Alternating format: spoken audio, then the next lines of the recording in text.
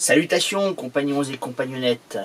Aujourd'hui, nous sommes le 22 juin 1941. Une date qui allait changer la face du monde. De même que, un peu plus tard, le 7 décembre 1941. Ces deux dates sont très importantes pour la Seconde Guerre mondiale. Le 22 juin, aujourd'hui, c'est l'opération Barbarossa, l'attaque du Troisième Reich contre l'URSS, qui allait faire rentrer ce pays industrialisé et courageux dans la Seconde Guerre mondiale. Avec l'entrée de ces deux acteurs, URSS et USA, la guerre prend une nouvelle tournure. Ce sont des millions d'hommes et des millions de tonnes de matériel militaire qui vont entrer dans la bataille. Toute cette puissance va être lancée pour éliminer finalement ces deux prédateurs internationaux que sont le Troisième Reich nazi et l'Empire japonais.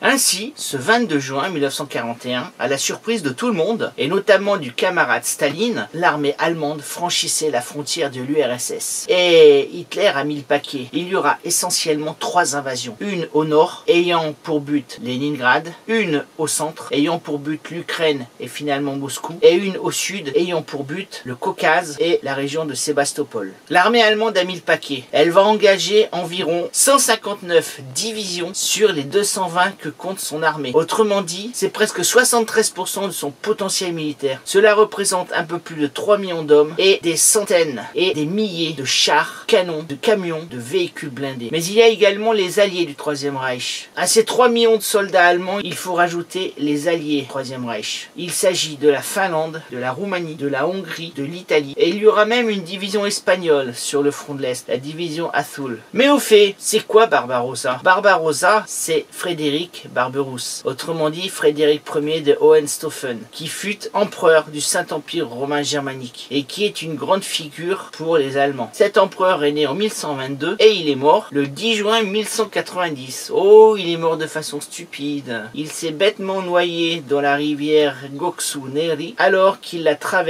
avec son aubert, c'est-à-dire sa cotte de maille et tout son équipement. Il a perdu pied, il s'est noyé. Alors je voudrais pas dire, mais prendre comme nom d'une invasion militaire très importante pour le Troisième Reich un nom d'empereur qui est mort d'une façon si stupide, je sais pas si ce sera un bon présage pour la suite. On peut se poser la question. En tout cas, pour en finir avec Frédéric Ier de Hohenstaufen, il a quand même fait deux croisades, la seconde avec son nom Conrad III.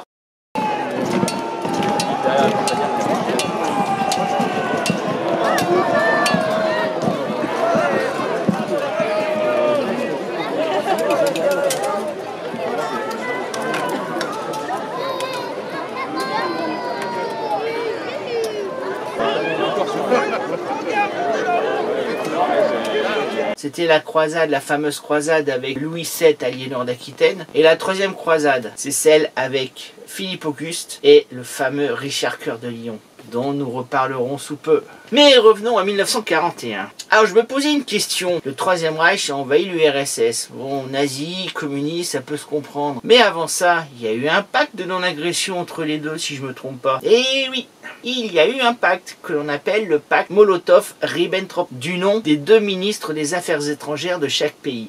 Ce pacte a été signé le 23 août 1939 à la surprise du monde entier. Pensez donc, des nazis qui vont s'allier avec des communistes, c'est quand même un peu bizarre. Même Daladier, qui était alors président du Conseil en France, a cru que c'était une plaisanterie, pour vous dire. Alors ce pacte, qui peut sembler extrêmement bizarre, a présenté des avantages pour les deux parties. Pour l'URSS, Staline n'est pas stupide. Il sait qu'un jour ou l'autre, il y aura une guerre entre l'Allemagne nazie et son empire russe. Alors il lui faut gagner du temps. Gagner du temps pour réorganiser son armée, qui en a bien besoin. Parce que souvenez-vous, à partir de 1936, le camarade Staline a fait ce qu'on appelle les purges, les grandes purges de 1936. C'est-à-dire qu'il a fait zigouiller tous ses généraux, tous ses officiers supérieurs, tous ses états-majors. Autrement dit, il se retrouve avec des armées qui sont nombreuses et assez bien équipées, mais qui n'ont plus de tête. C'est l'URSS, l'armée rouge, c'est le poulet sans tête. Il court un peu partout, mais il n'y a plus rien là-dedans qui tourne. Alors évidemment, il faut reconstituer tout ça. Alors vous savez que le camarade Staline était un grand paranoïaque. Fait intéressant d'ailleurs, il n'y aura jamais aucun attentat contre lui. À la différence de célèbres tyrans et dictateurs sanguinaires, tels que par exemple Adolf Hitler, Franco, et j'en passe, et des pires.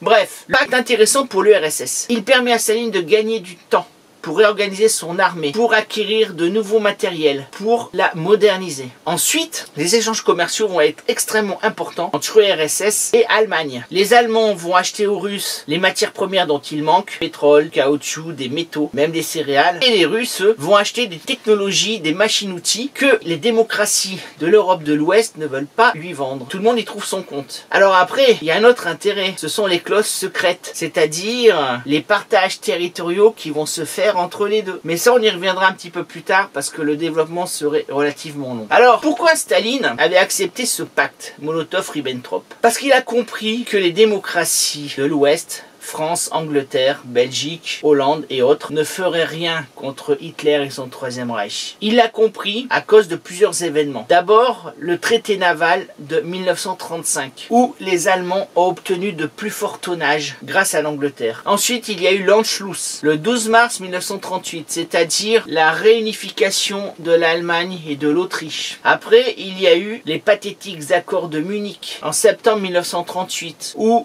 les alliés français, anglais, Chamberlain et Daladier se sont littéralement couchés devant Hitler et Mussolini et ont abandonné les Sudètes, c'est-à-dire les provinces tchécoslovaques à forte proportion de population allemande. C'était le premier pas pour le démembrement de la Tchécoslovaquie qui allait advenir en mars 1939. Alors comme Staline a peur d'Hitler, il ne se sent pas prêt à faire la guerre, il préfère s'allier avec lui et détourner la fureur et la férocité nazie sur l'Ouest. Et pour les Allemands, autre point intéressant, c'est que comme ils n'ont plus un ennemi dans le dos, les Russes, ils vont pouvoir réorganiser toutes leurs divisions vers l'ouest. Ça leur sera fort utile pour le 10 mai 1940, quand ils vont envahir la Belgique, la Hollande et enfin la France. Alors Hitler, comme à son habitude, va trahir son allié communiste. Le 22 juin 1941, il lance donc toutes ses Panzerdivision et ses troupes contre la Russie. Il pense que l'URSS est un colosse au pied d'argile. C'est à la fois vrai et faux. C'est-à-dire qu'effectivement, l'armée rouge a besoin d'une réorganisation et d'une modernisation, mais Hitler se trompe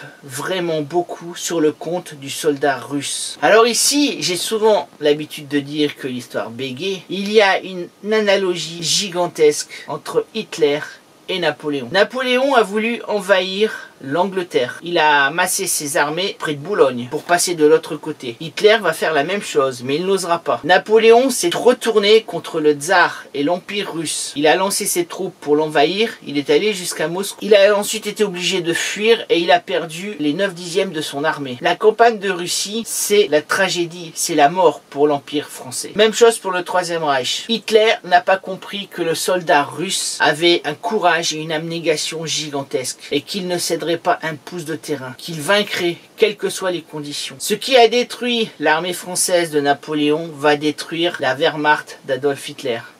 C'est-à-dire le général Hiver. Les troupes ne sont pas du tout prêtes pour affronter les hivers russes. Et ensuite, l'étirement des lignes de communication. L'Ukraine et la Russie vont avaler, vont dissoudre les troupes allemandes dans leur totalité géographique. C'est-à-dire qu'il n'y aura jamais assez de troupes pour tenir un front de plusieurs milliers de kilomètres de longueur. Et bientôt, tout manquera à la Wehrmacht. Les habits chauds, les munitions, les armes, les vivres, les médicaments. Les lignes de communication, les lignes de ravitaillement sont beaucoup trop étirées. Alors, si Hitler connaissait bien l'histoire, il aurait dû en tenir compte. Tant mieux pour nous. Alors, il y a une chose que je ne répéterai jamais assez. Le pays qui a gagné la Seconde Guerre mondiale, c'est l'URSS. L'URSS a laissé dans la fournaise environ 12 millions de soldats et 16 millions de civils tués lors de cette guerre. Pour les Russes, la Seconde Guerre mondiale, c'est la grande guerre patriotique. C'est ce qui a unifié en quelque sorte le peuple autour du communisme, autour de Joseph Staline. Il a même fait appel à l'Église pour lutter contre le Troisième Reich. En effet, les Russes ont laissé 28 millions de morts, c'est-à-dire environ 16% de la population russe de 1940. La Wehrmacht a toujours considérer le front de l'Est comme le front principal de la guerre. Contrairement au front Ouest, même après le débarquement du 6 juin 1944 et le front d'Italie. Mais je développerai ce sujet ultérieurement pour montrer les différences de force qui sont occupées à l'Est et celles qui sont occupées à l'Ouest. Donc voilà. Donc n'oubliez jamais, quoi qu'on vous dise, quoi que les médias, que le cinéma d'après-guerre aient pu dire, effectivement les Américains nous ont aidés, mais ce sont les Russes qui ont gagné la guerre. Je pense que une ponction de 16% de la population d'un pays, 28 millions de morts, mérite plus que le reste. Voilà, l'opération Barbarossa, 22 juin 1941. On y reviendra à ce front de l'Est, il s'y est passé énormément de choses. Voilà, j'espère que cette vidéo vous a plu. Alors comme d'habitude, vous likez, vous abonnez, vous me laissez des commentaires, vous partagez. Je vous dis à bientôt pour une vidéo sur le Moyen-Âge et la suite de la bataille d'Azincourt. Et souvenez-vous, l'histoire, c'est toi qui l'as fait.